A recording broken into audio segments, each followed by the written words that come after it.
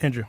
Yeah, so Haz, I appreciate you opening it up too, because some of this requires a lot of clarification so we can get to the heart of these positions. Sure. And you're welcome to ask me whatever you want. And if you think you have a point that needs to be clarified and you need to cut in, I'm not going to take any offense to that. Okay, sure. Yeah, so to kind of dive in here, I did notice something of a contradiction, and this is why I'm focusing on the ownership portion, what you mean by ownership here in the means of production. To me, ownership is this belongs to me, the individual. You're making kind of a different claim here. I think that ownership of property is a way to exercise power. And I think that you're trying to control that exercise of power at the individual level. And perhaps regulation could be good for that. But can you just clarify one more time, because we just had the break, what you mean by ownership here? Because when you gave the example of the Chinese, you said, well, wait a second. What can happen is they have a rep, and if the rep isn't doing, or that's the right thing, they move to the next rep. That's just the ability to get people's input in the political process, not necessarily the fundamental ownership. The ownership is that all of the land, for example, in China, is either owned by the state or it's owned by the cooperatives at the village level collectively, and they have the power to lease out the land to whoever they want. And these leases are never permanent. They're a few decades or something. What about individual interests? Individual interest for land ownership for just the sake of having it. Yeah. Well, how could that be an immoral proposition? How could that be a proposition in which you can say this is wrong for a person to do, to actually own a thing which is then theirs? Well, because it's not a matter of morality, it's a matter of power and politics. To own land, to truly own it, you have to conquer it by the sword. That's how you own land. You don't need to, why would that be an entailment that it must be conquered by the sword? Because there is no ownership of land to anyone or anything in history that was not conquered forcefully. Perhaps you could say certain groups come in and they take land, right? Yeah. Sometimes the land isn't even occupied, right? Right. They don't even need to use force. They just put up a flag and say, this is mine. Yeah. What makes it not theirs? What makes it not theirs is, what makes it theirs historically from classical political economies, they'll say because their labor was used to cultivate the land and their labor is being used to participate in it, this is what makes it theirs. This is what makes it reflect their fundamental essence and their fundamental being, right? But when you have societies constituted by a very complex division of labor, where in order to produce the civilization itself at the aggregate level, you have a bunch of different moving parts and a bunch of different kinds of labor that are working together, that are necessary and indispensable for each other. I mean, if for a factory, you need, there's so many different specialized roles just for something like that, right? That's just at the factory level. Now think of it at the level of a country. There's so many different types of labor that are necessary for a nation to exist, just to be able to feed itself and clothe itself and so on. No disagreement there. So how can we pin down, if you want to take this at a more moral level, that someone in particular is entitled absolutely to own this in the way that you're talking about, like at the level of sovereignty and power, when they are interdependent on others just as much as well? Because if all we have is what's intuitive, and it seems like this is the system that you're advocating is intuition, I don't see how else you're advocating for anything other than and I'm going to be tongue-in-cheek a bit here, my preferences, right, and my intuition. Intuitively, people seem to want to own things themselves. They want those things to be theirs. They don't want them to be collective. For instance, right? I own my wife. Now, I don't mean ownership the same way that I would maybe own this studio or something like this. Yeah. But I think you understand the gist, or the geist, as Hegel would say, of what I'm getting at here. She's mine. I'm not sharing her. I'm not sharing my kids, right? Now, aside from the wife thing, we can get into that later. But let's just say this mug. This is your mug. I want to drink out of it. I don't want to share with anyone else. It's mine. No. This is, I get what you're saying now. Yeah. This is my mug. I use it for something. It's mine. I'm the one who uses it, and it's mine, right? So you're giving content to it. You're using it in a way that is reflective of your humanity, reflective of your existence, and of course, any civilization recognizes and respects those boundaries. That this is yours because this is what you use, right? But here's the problem: capitalist private property isn't just about I want to use this, and that's what defines its exclusivity.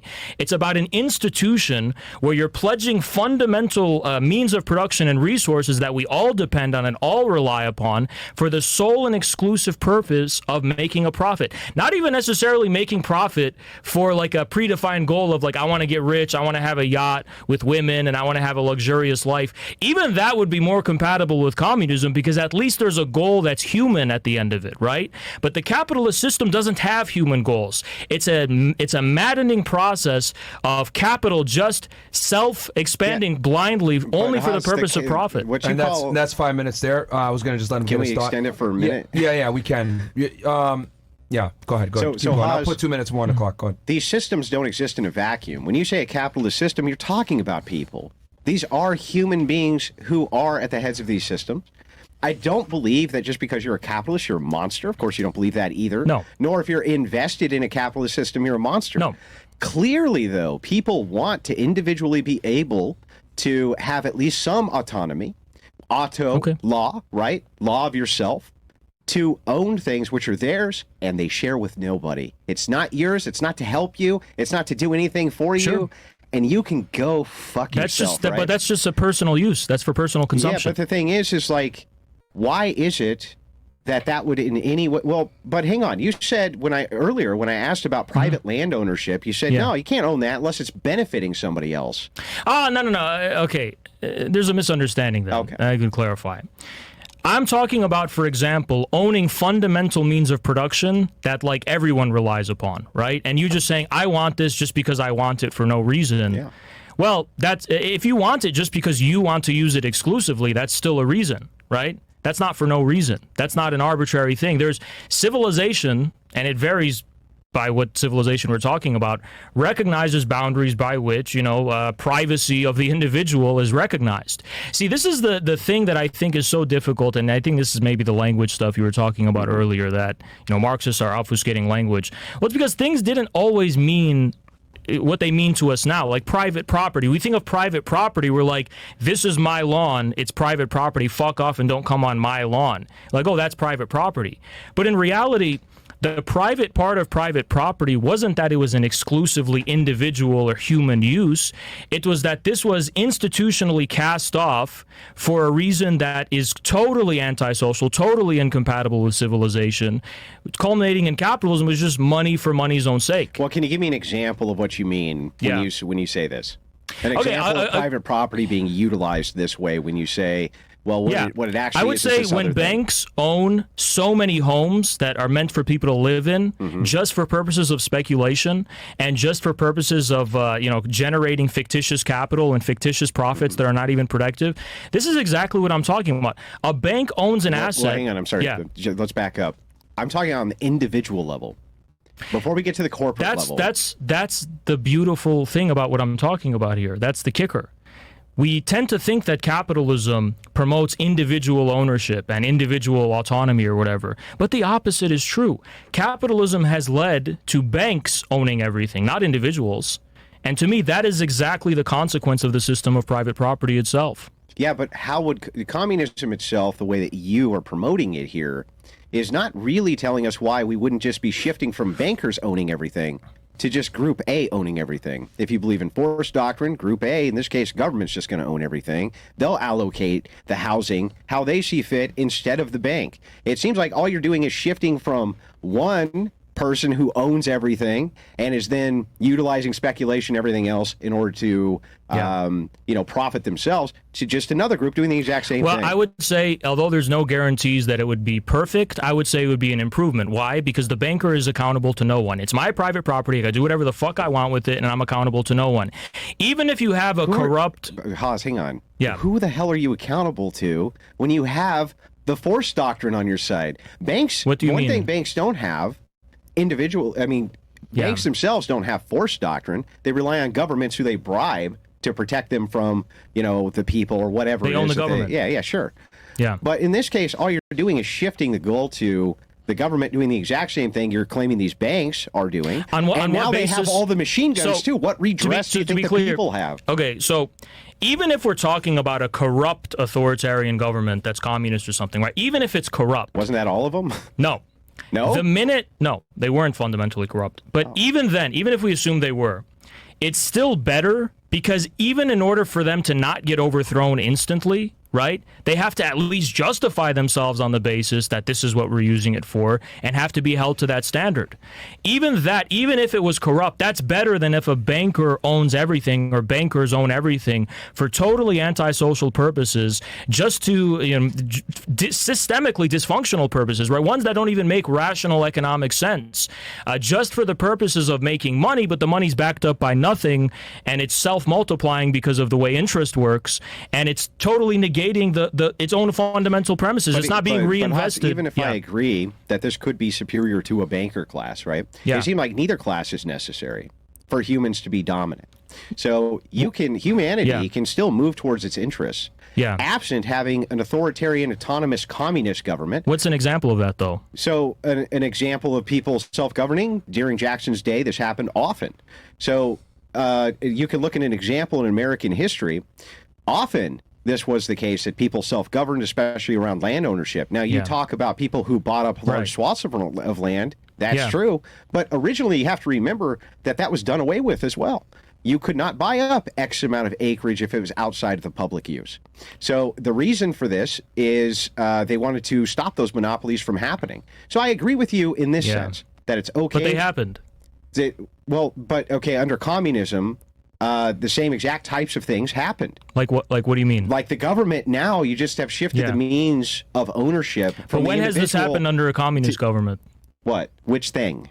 When has a creditor class, a monopolistic class, been able to just come and take over everything? Who has it? So you're just shifting the authority from the bank to the government. So when does this happen under communism? Hang on. It always happens under communism. It's just that you shift who owns the means of production to the authoritarian portion instead of the banker portion. It's the same thing. But at the worst, a communist government is mismanaging. They're not fundamentally using the resources for an antisocial private goal. So, okay, when you say... Or else, if they are, then it's like the collapse of the Soviet Union, where oligarchs just come and they just say, it's no longer communism. But when you say antisocial goal, what do you mean by antisocial goal? One that in no way is accountable to the public and to publicly accountable and stated and enunciated goals, like the 5-year plans they have to draft up. That's all private property ownership.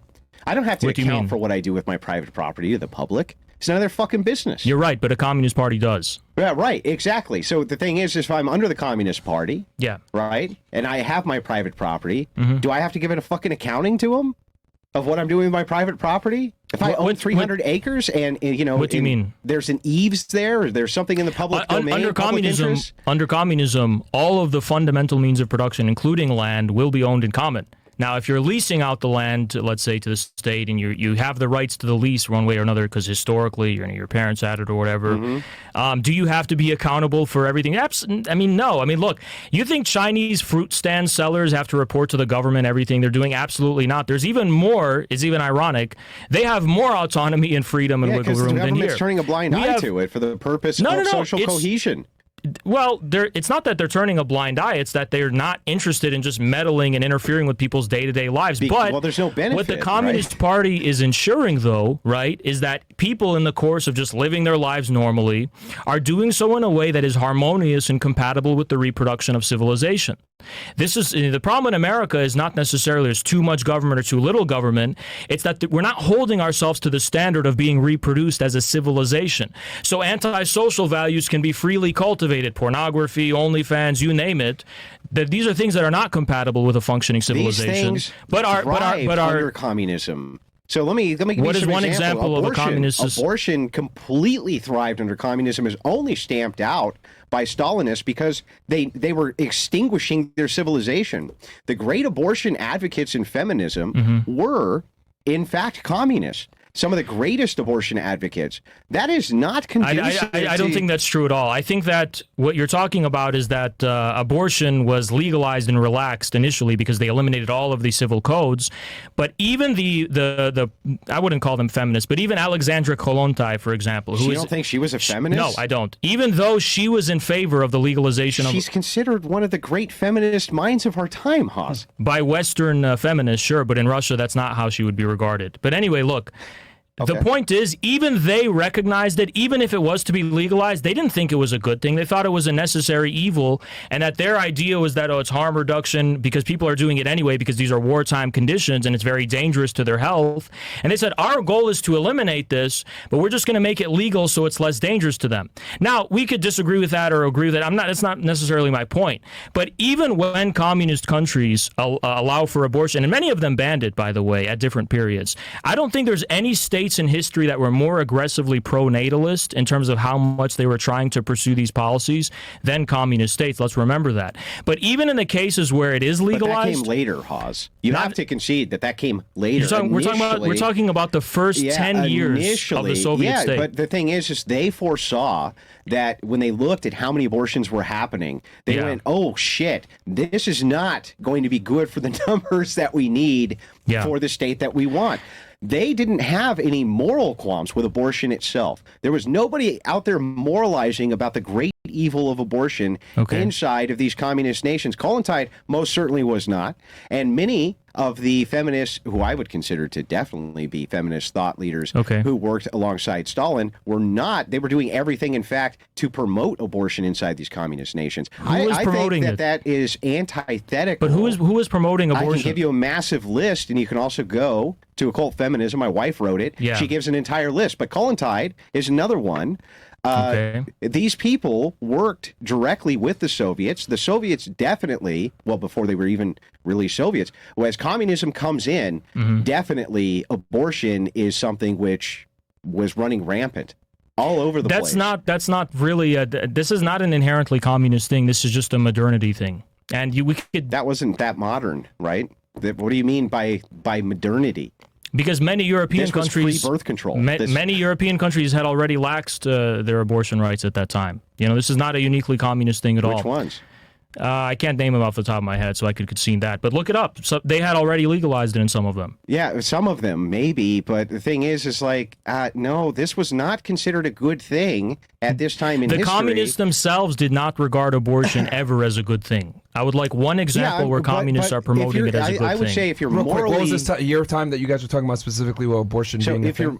He's trying to say that I mentioned how there's what years? That's all I'm abortion was legal in the Soviet Union up till 31 or 30, I forget exactly. That's all I want to know is the time for the audience to understand. So neutrality on an issue like abortion is in of itself an evil.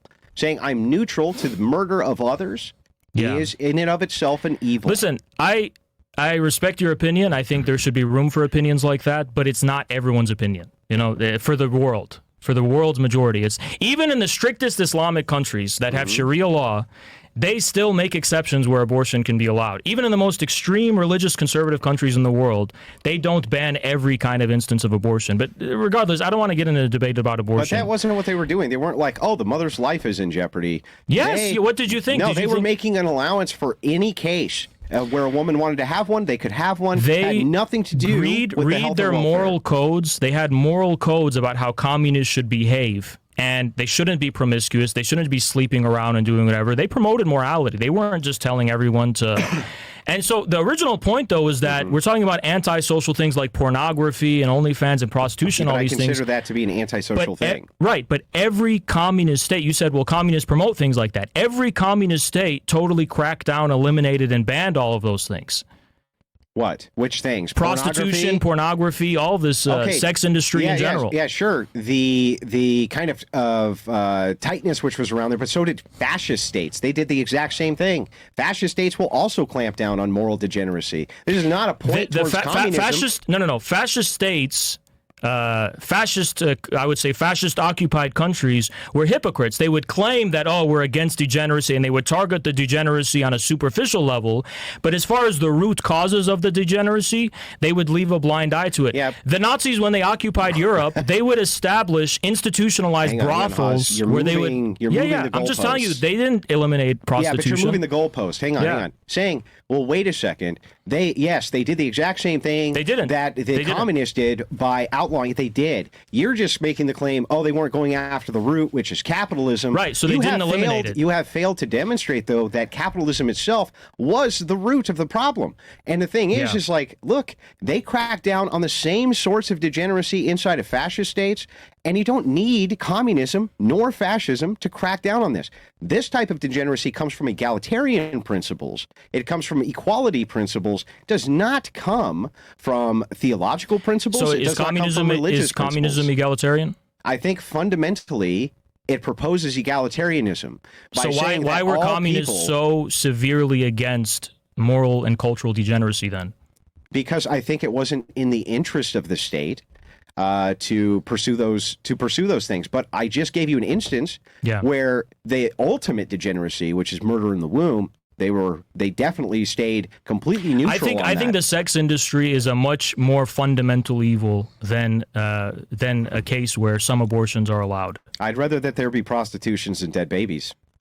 I mean, again, I understand it's a contentious issue, and there's a lot of extremes. For example, the United States, liberal states had very extreme lax abortion law, right? Great. Where you can terminate at 8 months and 9 months. California, New York. Nowhere in the world was this. I mean, it's unthinkable in liberal Europe. It's unthinkable anywhere in the world. I don't think this is an egalitarian issue. Then why it's are you a liberal to states problem. Where they promote the most forms of egalitarianism they possibly can, under the idea even surpassing equality to equity, saying, okay, equality is not even enough, has to be equitable, right? Where now, if your box isn't big enough, at the analogy you've heard this, right? The box isn't big enough, we have to build you a bigger box so you could look over the fence too. Well, let me ask you a question. Why take them at face value? They say we want to have equity for all these oppressed minorities. Why take them at face value? I don't take communists at face value. Communists have results, and meanwhile, what Kamala Harris has is promising World War III, more funding for Israel, and more enriching of the capitalist class. But here's the issue, right?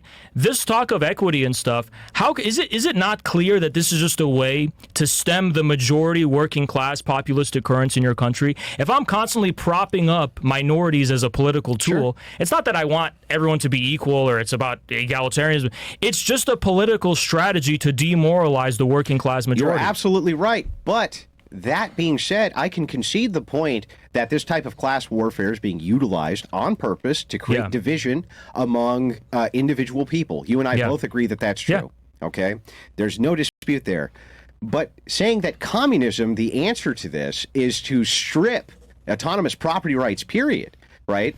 Which is basically what your position reduces to. Seems like you're really throwing the baby out with the bathwater here. I want to draw from the spirit of the Communist Manifesto, which is like, we don't want to strip the autonomous property rights of the individual because capitalism has already done this. Capitalism has enslaved and immiserated this entire nation with debt such that even business owners, and this is the quintessential example that we're told of free enterprise, majority of them are in debt. They don't own everything. They're in debt. They have to pay mortgages. They have to pay interest on the loans that they took out. And how many of them are actually profitable? Even the biggest corporations in this country are in debt. They are not autonomous. Even the largest, most, you name them, Starbucks, McDonald's, whatever, they all are in debt, and it's ultimately the bankers and the financial institutions that control really everything. In debt. They get obscene profits, and they report that they have a lot of debt, so they don't have to pay taxes. That's true. They're not in debt. That's only true for the industries that collateralize. That's most industries. No. The industries that collateralize the loans that creditors give out. This is oil. This is energy. And on that account, you're right. This is what the oil industry does. Going back to force doctrine, right? Who gives a shit how much debt you have when you have the most powerful military on planet Earth with a navy that can say, "Oh, we'll just blow you up, fucker." But who owns that military? The United States government owns it and deploys it. But if the government is in debt and 50% of my income taxes are going to servicing the interest on the national debt, then our government is clearly occupied and controlled by the